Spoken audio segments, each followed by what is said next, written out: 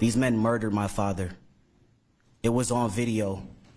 The whole world got to see it. Waiting a month for these charges have been extremely hard, but these men need to be prosecuted and convicted of the crimes they made. It's Thursday, February 20th. Welcome to Capitol Tonight, everyone. I'm Marissa Jack. Susan has the night off. That was the son of Robert Brooks, the man beaten to death by corrections officers at Marcy Correctional Facility in December, which was caught on body cameras. Today, 10 people were charged in connection to his death. These officers face second-degree murder charges, among other charges. Those are Nicholas Anzalone, David Kingsley, Anthony Farina, Christopher Walrath, Matthew Gallagher, and another defendant whose name had been redacted because that person is not in custody yet, although we're told they will be arraigned and face second-degree murder charges. The remaining officers are facing lesser charges in connection with Brooks's death. Michael Mishaw, Michael Fisher, and David Walters are all facing second-degree manslaughter. The final defendant, Nicholas Gentile, he is charged with tampering with physical evidence.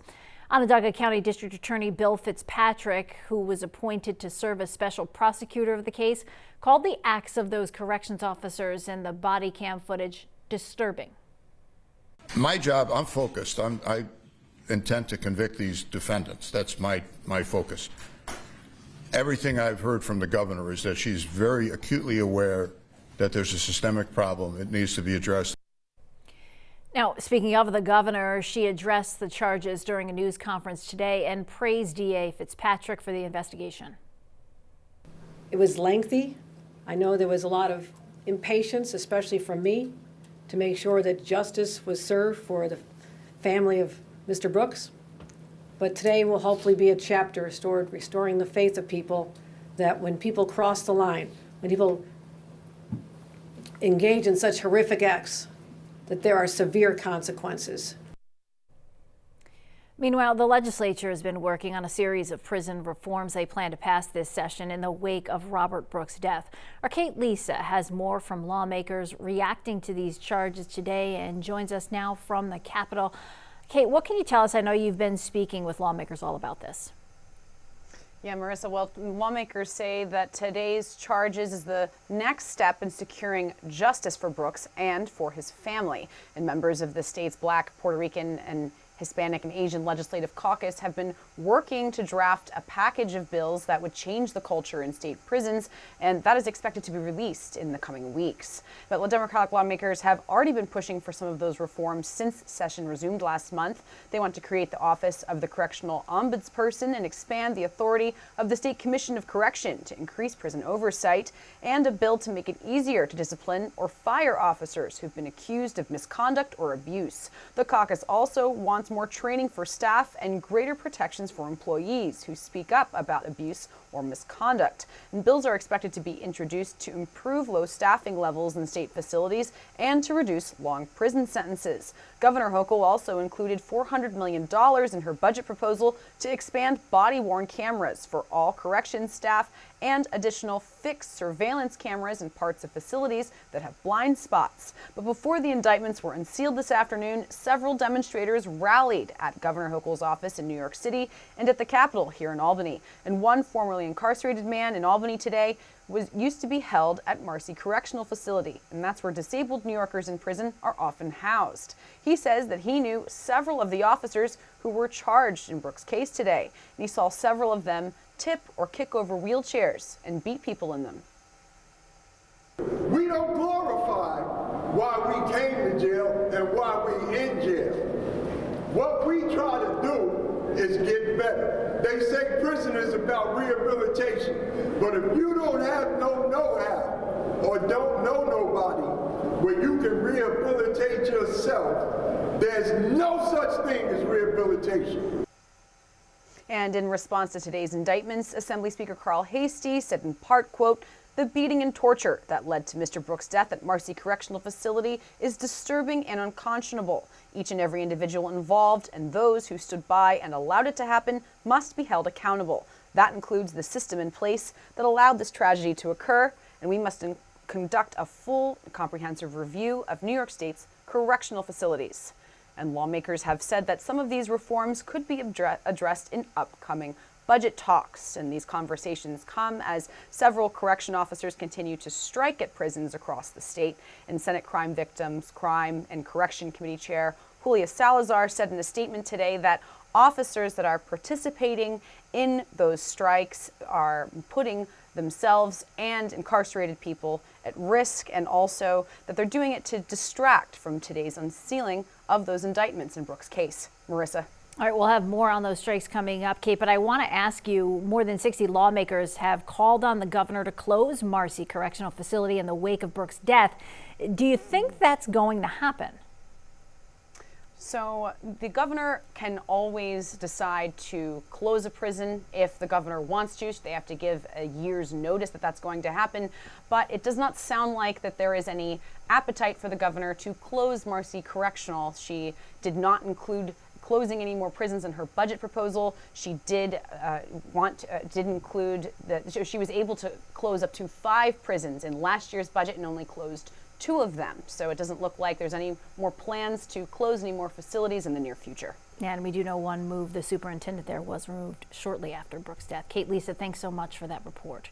State correction officers are on strike, as Kate said, for a 4th day. The State Department of Corrections and Community Supervision saying the illegal strike is now happening at 36 of the state's 42 facilities. DOC's putting out a memo today in an attempt to put an end to the strike. DOC's Commissioner Daniel Marticello saying the department will temporarily suspend parts of the HALT Act he says cannot be safely continued right now.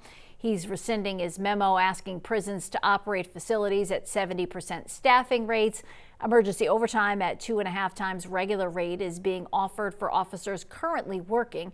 The state is promising to not pursue disciplinary action against any officers who show up to work before 11:59 p.m. tonight. Meanwhile, the National Guard arrived at prisons yesterday, and DOC says they'll continue to help until things are stabilized and safety can be ensured inside the facilities. Today's memo didn't appear to move many of the officers on strike we heard from across the state. They said a temporary halt. A temporary cease to halt, not temporary. It needs to cease. It needs to cease until we come to the table with prison guards and discuss how we can operate our facilities safely for all people behind there. If the governor's watching us, if you want us to go back to work, it's very simple. Get rid of the HALT bill. You get rid of that, that's our number one concern, because that means that the place that we work will become safer. The New York Civil Liberties Union criticized the state for suspending aspects of the HALT Act, saying it will inflict irreversible harm. We've also learned today that the mediator named to help with talks between the state and correction officers has scheduled 3 days of meetings starting Tuesday of next week to try to come to a resolution. Governor Kathy Hochul addressed the strike directly with the media for the first time this week, reiterating what's being done to ensure safety for everyone still inside the prisons and to bring an end to the strike. We are taking very strong steps to shut down what is basically a wildcat strike. My job is to protect them, so we've brought in the National Guard to make sure that we're not short-staffed. We also have more being deployed if necessary. Started mediation as well to talk about their concerns and how we can deal with the fact that there is a severe shortage of people who want to be corrections officers in our state. That is a statement of fact, and that has become very challenging for us. Day 4 of the strike, we will continue to follow any updates, and coming up, our Ryan Whalen is going to join us to explain how things with the ongoing strike are playing out in court. Stay with us. You're watching Capitol Tonight.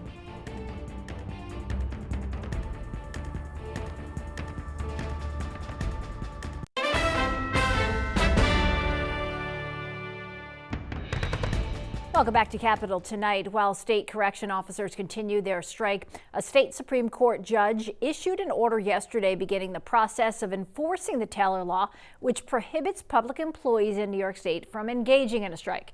Ryan Whalen has more on what that means and the consequences correction officers could face if they continue to refuse to work.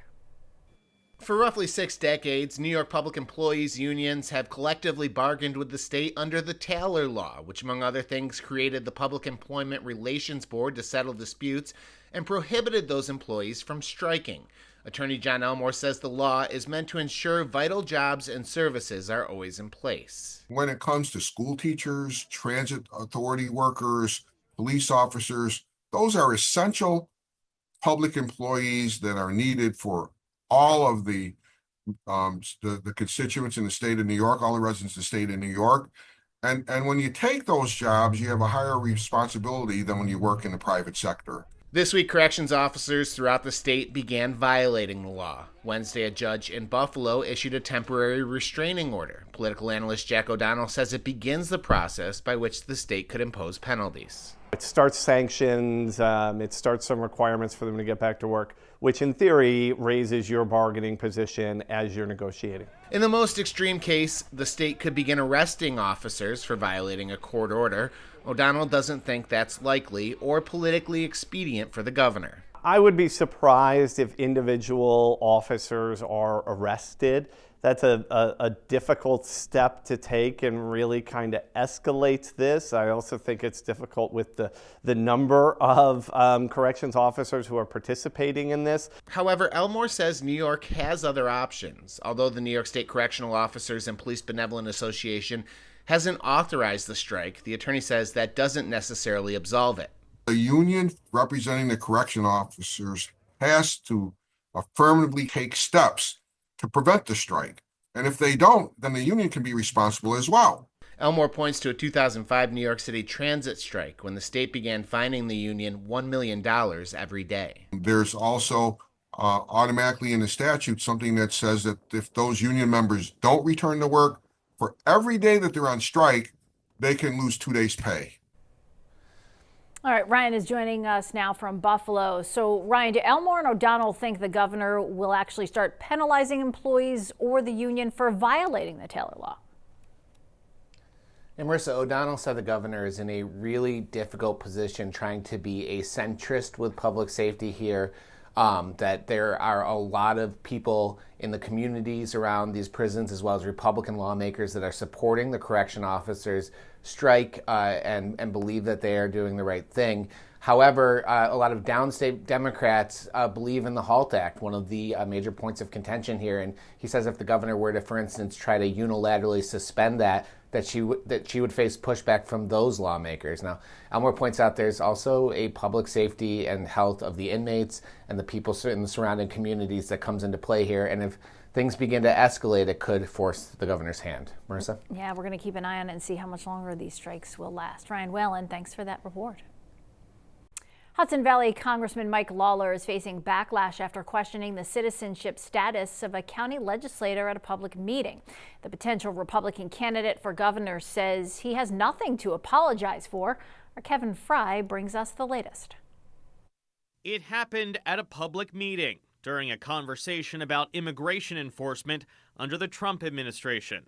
The vice chair of the Westchester County Board of Legislators, Democrat Jose Alvarado, asking a question of Republican Congressman Mike Lawler. Somebody that looks like me, right, is approached by ICE. What would your immediate expectation would be for me to do? What should I carry on me to demonstrate that this immigrant is the vice chairman of this board? Well, like every other person that is engaged by law enforcement, if you are asked for information, cooperate. I wouldn't expect you as I don't know, I assume you're a citizen, maybe you're not, maybe you're, but. You're not. Unbelievable. Democrats wasted little time going after Lawler, considered a rising star in the New York GOP. Congresswoman Nydia Velázquez tweeting, quote, questioning a Latino lawmaker's citizenship, that's not just ignorance, it's straight up xenophobia. Alvarado, who has served on the board off and on for the past 2 decades, moved from Honduras to Yonkers in 1982. Spectrum News asked him about Lawler's comments. I just think that him himself, along with most of his colleagues, they're just biased. And in their book, people like me shouldn't be in a position of power. Lawler told Spectrum News he does not plan to apologize, arguing he's done nothing wrong. He reiterated that everyone should cooperate with law enforcement. He also noted his wife is an immigrant. She is from Moldova in Eastern Europe. I've been through this process with her, so I certainly, respect all people and immigrants, and was in no way questioning whether or not he was a citizen. His office reacted more bluntly, saying Democrats are losing the public argument over border security, and so they are responding with absurd character assassination. Alvarado says his question speaks to larger concerns he's hearing among his constituents about racial profiling. They're not going to be questioning the nationality of a Caucasian person in 42nd Street, Manhattan. They're going to question me. Lawler, who is currently in his second term representing the lower Hudson Valley, has crafted himself a moderate on Capitol Hill and is a frequent guest on cable news. He is currently publicly toying with a potential bid for governor. In Washington, Kevin Fry, Capitol Tonight.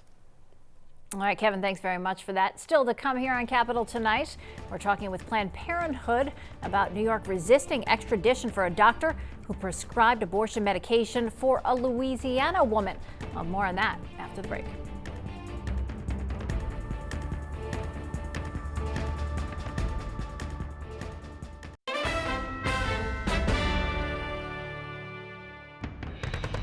Welcome back to Capitol Tonight. Earlier this month, a New York doctor was indicted for prescribing an abortion pill online for a woman in Louisiana. Shortly after, Governor Hochul announced she would not comply with the extradition request because of New York's SHIELD laws, which were passed in the wake of the overturning of Roe v.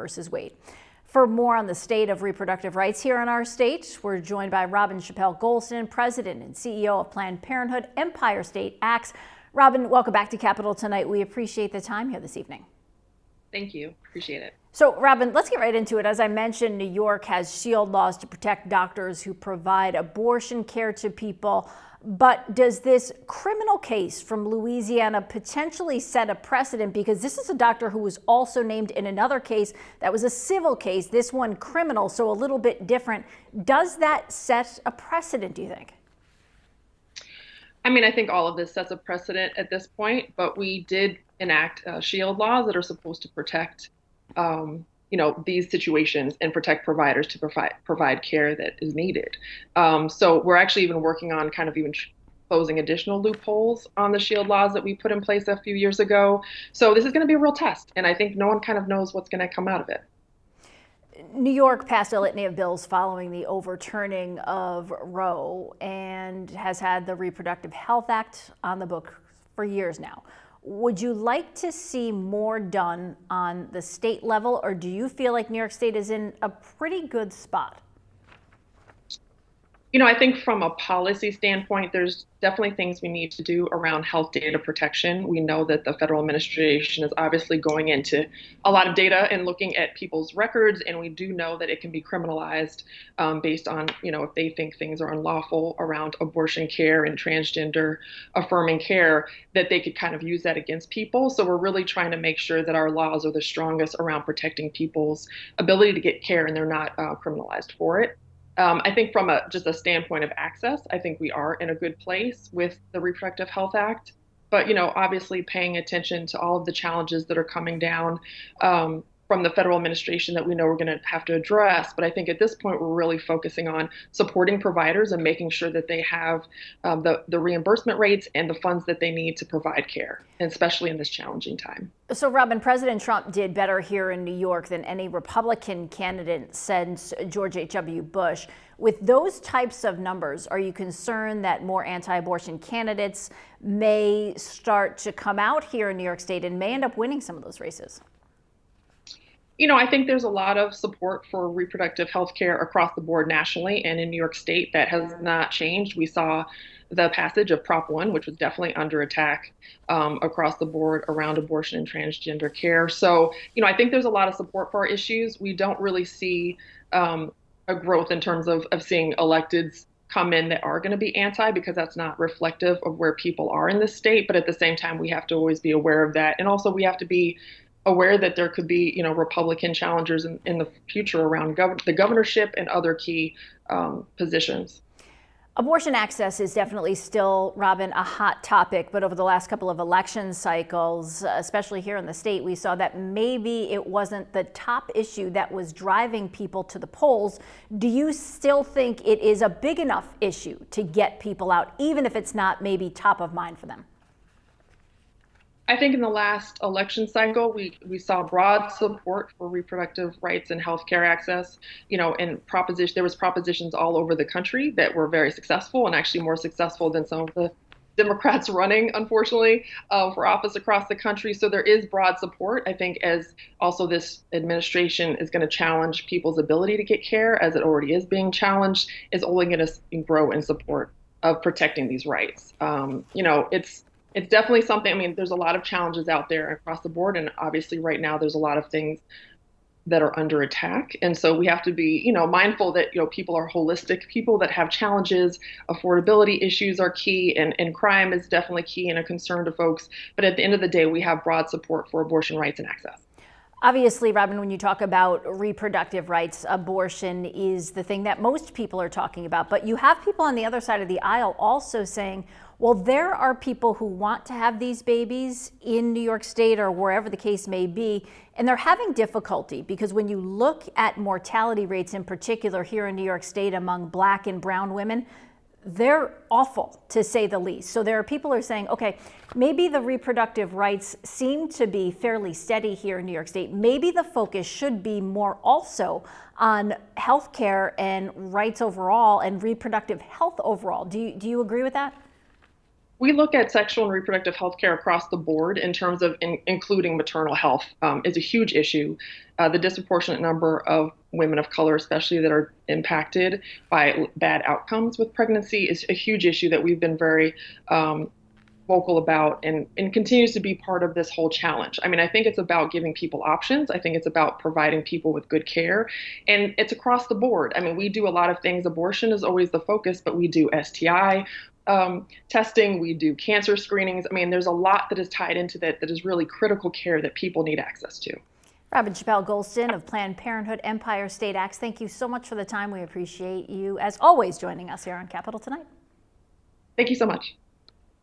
That's going to do it for now here on Capitol Tonight. On behalf of our production staff, Seamus Lyman, Mary Frances Stout, and Tim Williams, I'm Marissa Jacks. Have a great night, everybody. Thank you for watching our YouTube channel. Let Spectrum News be your resource for balanced, in-depth political coverage, and click the subscribe button right here. You can also download our app or watch us on TV to learn more about the candidates, where they stand on the issues, and more. We'll see you then.